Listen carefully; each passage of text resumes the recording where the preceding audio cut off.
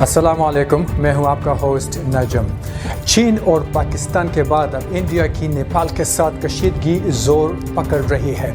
दोनों ममालिक के सरहदी इलाके में कई लोग ज़ख्मी हो गए और एक हलाकत भी हो चुकी है।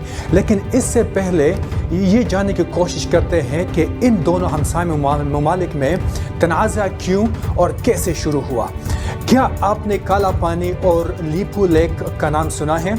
नहीं सुना? कोई बात नहीं, इसी वीडियो में मैं एक्सप्लेन कर लूँगा।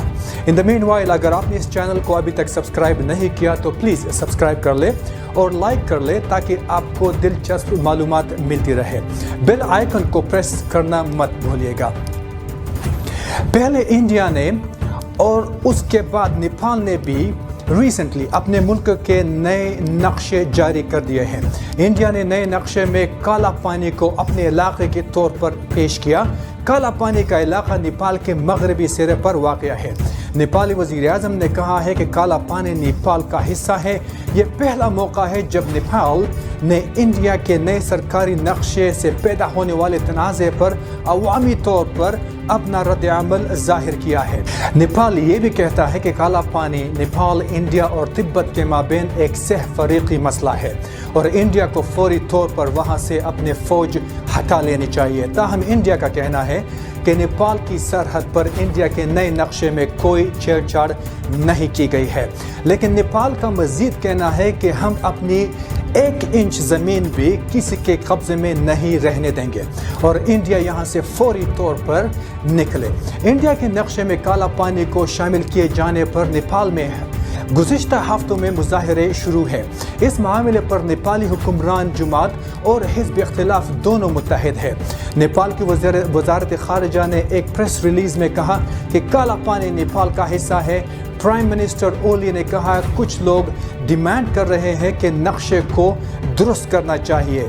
ये तो हम अभी के अभी कर सकते हैं, यहीं पर कर सकते हैं। ये नक्शे की बात नहीं है बल्कि अपने ज़मीन वापस लेने का मामला है। हमारी हुकूमत इंडिया से ज़मीन वापस लेकर रहेगी।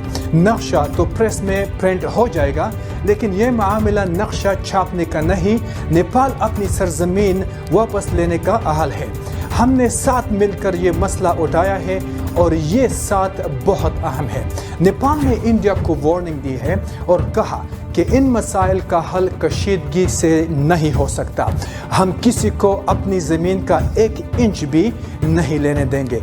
काला पानी के तनाज़े के अलावा लीपू लेक दरे पर तनाज़ा 2014 में उस वक़्त शुरू हुआ जब इंडिया और चीन ने नेपाल के दावे की मुखालफत करते हुए लीपू लेक दरे के ज़रिए 2 तरफ़ा तिजारती राहदारी बनाने पर इत्तेफाक किया।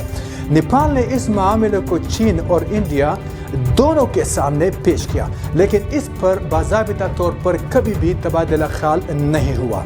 अस्त उत्तराखंड में 35 किलोमीटर अराजी पर मुहित इलाका है। यहाँ तो इंडो तिब्बत सरहदी पुलिस अहलकार तैनात है। इंडियन रियासत उत्तराखंड के सरहद नेपाल से 80 किलोमीटर और चीन से 344 किलोमीटर तक मिलती है। दरियाए काली की इब्तिदा भी काला पानी है। इंडिया ने इस दरिया को भी अपने नए नक्शे में शामिल किया है। 1816 में ईस्ट इंडिया कंपनी और नेपाल के माबेन सगुली मुआहिदा हुआ था। उस वक़्त दरियाए काली की मगरबी सरहद पर मशरक़ी इंडिया और नेपाल के माबेन निशानदही की गई थी। जब 1962 में इंडिया और चीन के माबेन जंग हुई तो इंडियन फौज ने काला पानी में एक चौकी तामीर की थी। नेपाल का दावा है कि इंडिया चीन जंग से कबल नेपाल ने 1961 में यहाँ मरदमशुमारी करवाई थी और इंडिया ने इस पर कोई एतराज़ नहीं किया था। नेपाल का कहना है कि काला पानी में इंडिया की मौजूदगी सगुली मुआहिदे की खिलाफ वर्जी है।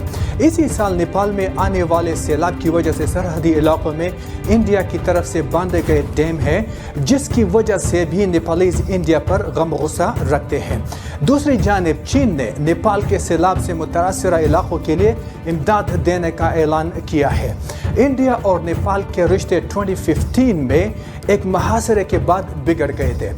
ابھی کی بات ہے، انڈیا کی ریاست بہار کے سیتامڑھی ضلع میں انڈیا نیپال سرحد پر فائرنگ کے نتیجے میں ایک شخص کی ہلاکت جبکہ کئی افراد کے زخمی ہونے کی اطلاعات ہیں۔ انڈیا کی مقامی آبادی اور پولیس کے درمیان جھڑپ ہونے کے بعد فائرنگ کا واقعہ پیش آیا جس میں ایک شخص ہلاک اور کئی زخمی ہوئے ہیں۔ نیپالی سیکیورٹی فورسز نے اس وقت گولیاں چلائی جب کچھ انڈین شہریوں نے نیپال میں غیر قانونی طور پر داخل ہونے کی کوشش کی۔